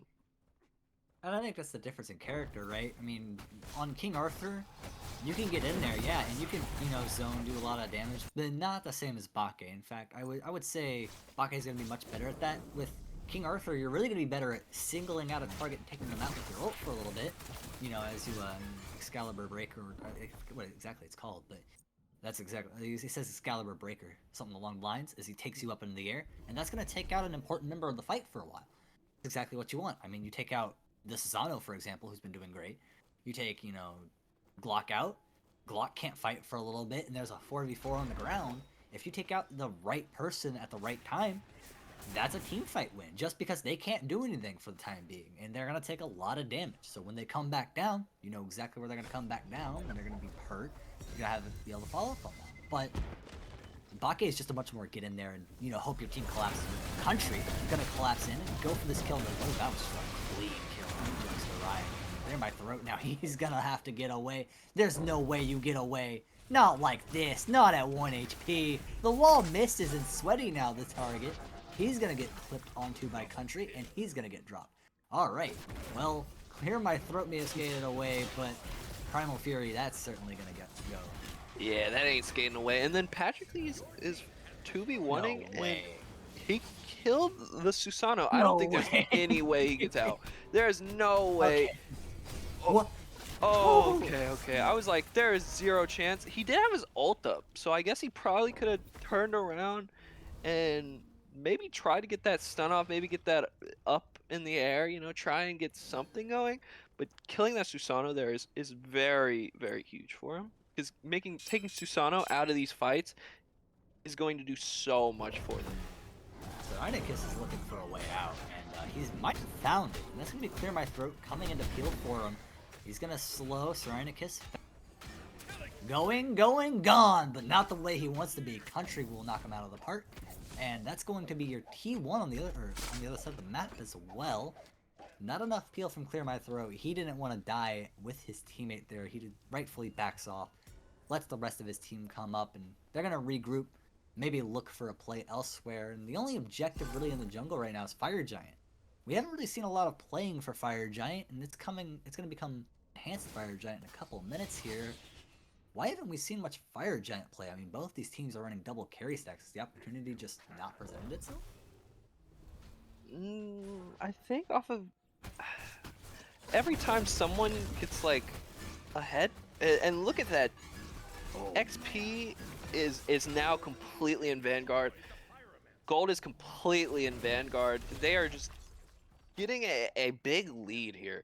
But the reason you're not seeing that many Fire Giants is because whenever you see one team step up, get that damage in, the other team usually will get at least a pick off before the end of the fight. So you'll see like a Patrocles, which is what you have been seeing for most of these fights, is that Patrocles is getting knocked down. And that's leading to not really having someone who can zone. That's what something Patrocles has been doing really, really good of these games, is his ability to go in and zone out those people. Being able to zone, it has been so massive. And I'm gonna say it again. Whoa, Zone. Yeah, Patrocles. Whoa, he's kind of caught out here. I think is that all 5 members? Okay, StepGev does back him up, but he was alone in the jungle with 5 members of Underworld in his zip code. I was starting to get worried, but that zip code is also Fire Giant. Well, it looks like we might be seeing that Fire Giant after all. The wards go out. You know, circle around. I believe both teams kind of know what's up by this point. You know, there's not a lot left to fight for. There's not, unless you want to go for one of these towers. It's gonna be Fire Giant. It's gonna be a team fight, and it looks like Vanguard have the opportunity to initiate this. Yeah, and then I believe that's what they're doing right now. Those 3 people are on that fire, but then they are going to come and contest. I think what they should do is drop off of this fire. I think they should just let go of the fire and go engage into this fight, which is exactly what they're doing, which I think is the smart move here. I think that will really do more if you can get this fight off. Speaking of getting this fight off, they're going to go for the fight, not even around Fire Giant. Country out of the sky on the Serenicus. That is the support, or rather the solo laner. That is not the target I would assume, in Country kind of realizing his mistakes now. He's too low HP to dive on anyone in particular. Might try though, as the rest of his team is still taking this fight with Joywolf. He's going to back out. That's going to be your Fafnir gone as well. But the HP advantage is certainly in Underworld's favor. Patrocles, though, we've seen him not care before. He throws some shots off in the Clear My Throat, tries to catch Serenicus, but no, nothing. 5v5 still, and they keep poking and prodding. Will there ever come a time that they can fully engage on this? Because right now it's just 2 frontliners for Underworld who are, you know, making sure that Fire Giant isn't taken for free. Yeah, right now they're just in a boxing match, you know, just well, more of a poking match, you know, more like a here's a little bit and then here's a little bit, here's a little bit and then here's just a little bit more. You know, it's just pretty much been like a ping pong back and forth. You know, no, yeah, right now it hasn't been really like kills, just more just a bit of damage, a bit more damage, just a poke battle. Well, this poke battle goes nowhere. So Inicus is still very low. He has not rotated back to heal. And as a Cerberus, that's very important. He will now go ahead and do so. And that will also be Jokester Ryan backing. I don't believe any of them have... No, Teleport Glyph is still down for Sir Inicus. So he won't be able to teleport into this fight. He's going to have to take the long trip. But Jokester Ryan's just going to walk his dog. And they're going to walk their way on back. But in the meantime, that leaves an opening to go for this fight. And they're going to do just that. Clear My Throat takes a lot of damage. That's going to be the Rama ult also dropping arrows from the sky. Patrocles pushed up. That's going to be a Charon ult to make sure that he has to disengage, but no. Patroclus doesn't care, Country doesn't care, down goes the Charon. Cyrenicus very low, no more front line. It's going to be all to Glock to get something done, try to sweep through this back line. He's going to do just that. He's going to get his pick. He's going to try to run away. Patroclus on the chase. Glock, though, does a great job of getting out. Lots of damage traded back and forth. Country on a rampage. Rips through 3 members of the team in that fight and will secure all of them, just leaving Cyrenicus and Glock. But those two are not going to be able to stop this attack on the Fire Giant, most likely. What whiz, though, is that Marty and Jiba pick. That is both your hunters down. That is both your ways to secure the objective. And that means that you don't really have anything to do with that team fight win. Yeah, right now, every carry right now is down. Mid, both mids, both ADCs are down, and then the support is out. They can't really do too much. They can get this pyro, but you're not going to see a fire, and you could see a contest. Eternal Vanguard does secure, which is very, very good for them. 32 minutes in, EFG up, and we've been seeing some good team fights from both teams. But as we see in that bottom graph, it's been mostly a winning venture for Eternal Vanguard. They've been winning their bets. They've been winning the more important encounters, I believe. And securing objectives just a lot better. Especially those early Gold Furies, those early camps. That really has given them the advantage. So when you come to these late game team fights, they've been the ones taking it home because they've done so much work early. And that's something that Underworld, they're having trouble mitigating. Yeah, and then getting that advantage of gold, like, that leads to them getting their builds earlier. Like, as you can see, they're all completed their builds. I mean, except for, like, they haven't upgraded glyphs, but they've all completed their builds. And then on the other side, you're seeing people who haven't even gotten their last item yet, Like, you're seeing a big differential in that. And then it'll also eventually lead into 3K pots, Those 3K pots are so massive, that extra power, that extra mitigations, defense, it's so good. And then Marty gets caught out here. Marty does have her ult if she needs to use it. There's no way Marty gets away here, right? That's going to be the Charon wave beads used to get away. And then finally, though, the team will come to back up. Eternal Vanguard going to take this fight as 3. Patroclus solo, but Country from out of nowhere. Once again, like a eagle, sweeps down, gets a kill. Ronamesis will get another. Stepgeb will pick up one himself, and all 3 damage dealers getting one, leaving just the carries left.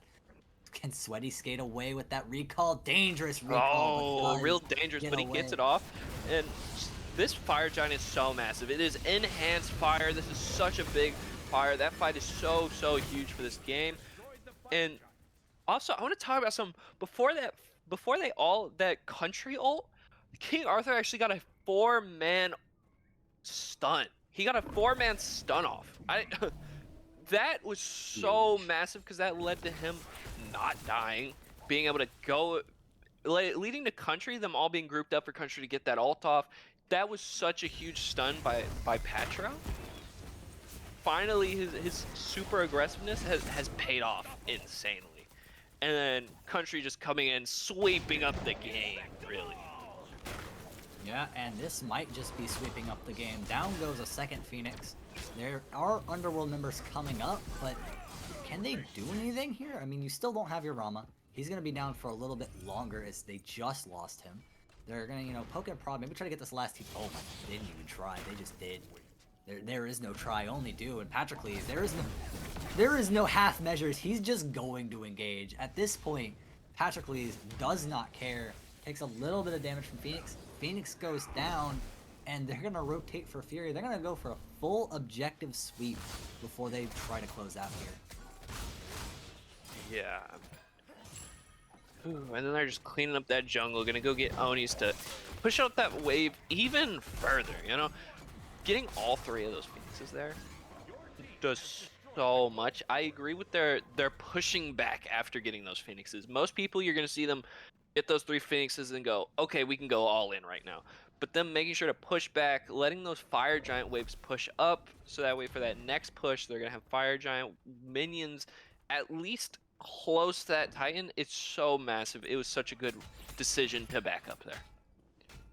I mean, those are like uber duper minions. Like, that's the USSR Super Soldier Program minions. Like they got the good serums and everything. I think the Pert Cyborg, they gotta be. I mean, They might uh, even be new gods of the game. Personally, is what I'm thinking. yeah, minor deities at this point. They're all coming up, and Eternal Vanguard just grabbing Pyromancer. They're grabbing all the objectives they can. They're waiting to group up. They have the gold. They have all their items. They have double Pyro Pot if Pyro Bomb if they want it. But it's time to start going to close out. You have the $3,000 Power Pot for Thor. He's gonna slurp that down before taking this last fight. But on every wave, you have to split your forces and make sure that none of these minions push up on your Titan. But that allows an opening here. So the 4-man push, 5-man push, straight up mid. And now, Underworld consolidate their forces for one last stand. These powered up players from Eternal Vanguard with everything that they have, but it's going to be Underworld to get the first kill. Glock takes down the Jiba, and that's going to be your back line. Stepgeb will manage to get the refrag, but he's dropped low. Damage from above as Sweaty goes up in the air. The Eagles perch. Patrocles in the back line will take down Jokester in return. Now, there's got to be something here, and it's Sir Inicus who gets caught out. Joy Wolf pushing these players back. Clear my throat. Can't seem to do anything. Sweaty gets popped like a pimple, and there he goes. Clear my throat. It's a deicide. It's a Titan down, and it is a 2-0 victory for Eternal. Yeah, that was great. Patrocles, his aggressiveness really kicked in there at the very end. Him being aggressive, actually, like, they were starting to back up, but then Patrocles got a kill on that Chiron, which was so massive. Oh my goodness, look at that Eternal Vanguard windscreen. Doesn't that look So beautiful? good. Oh, yeah.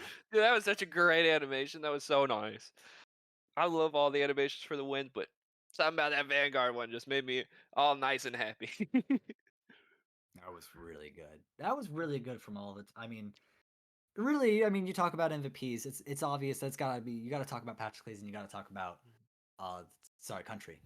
And just Yeah. that duo of I'm gonna get really aggressive and force them to collapse on me.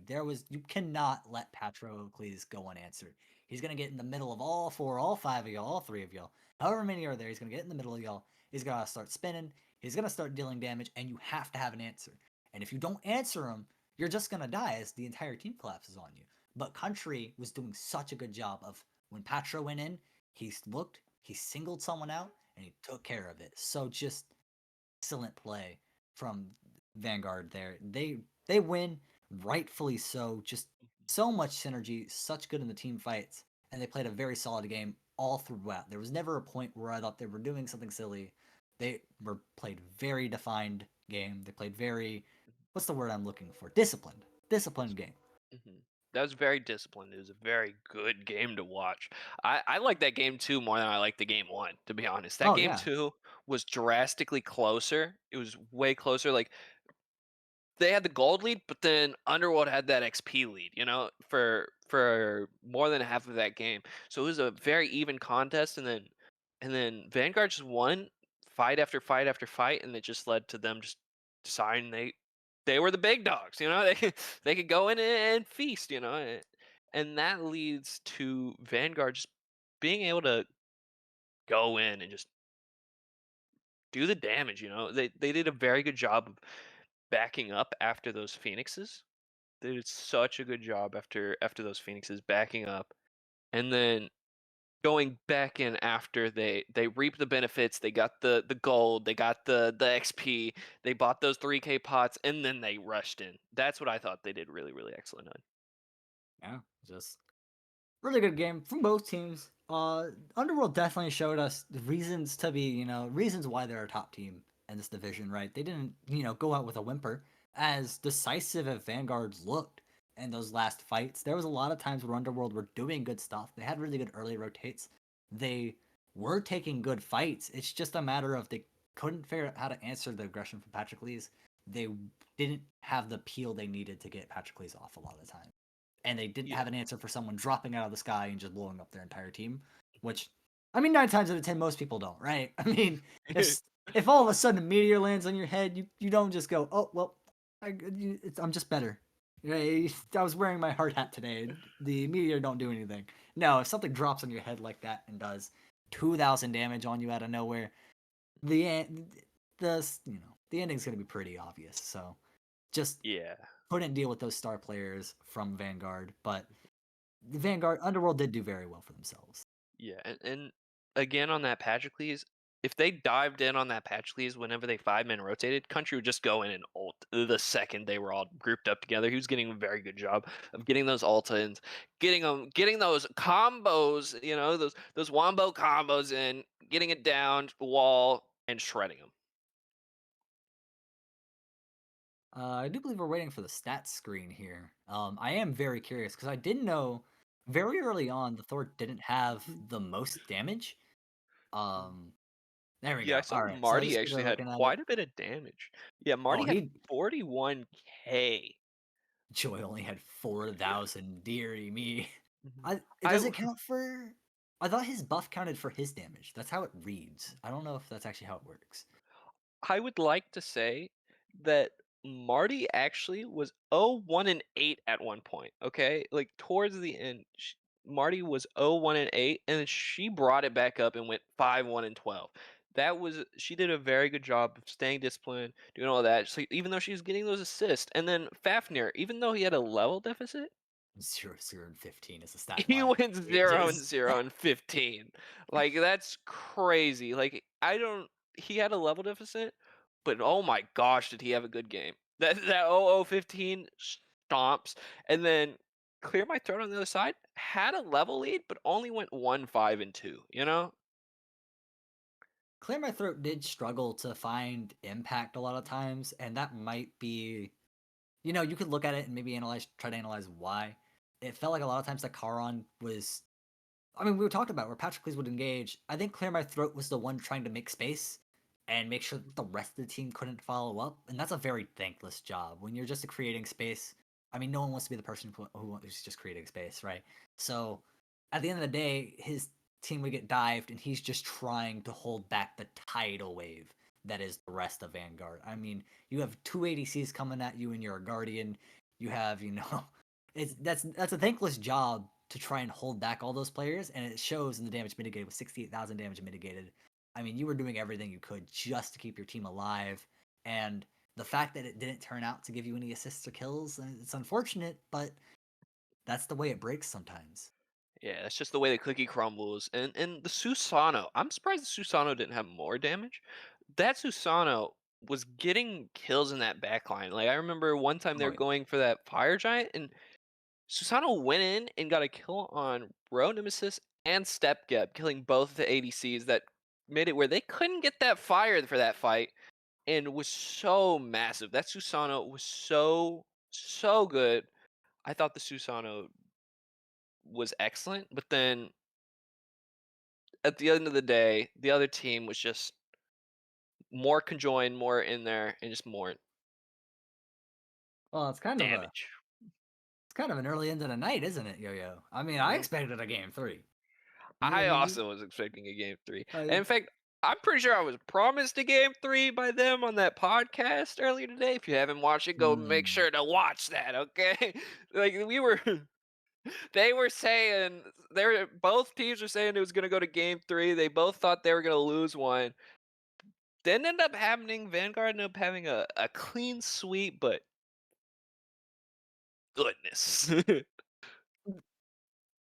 They keep it You 2-0. could maybe talk about, oh, well, there was substitutes involved, and at the end of the day, Underworld having substitutes may have had something to do with this, right?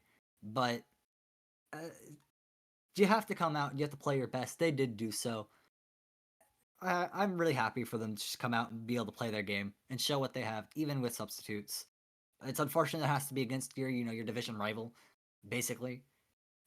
Yeah, You don't want just substitutes for your division rival game, but yeah, it has to happen. I feel for the boys. I really do. They're just gonna have to run it through the rest of the season. They still do have a shot at first. It's a long shot, but they still do but have a it's a shot. shot. You It's a know, shot. now they are.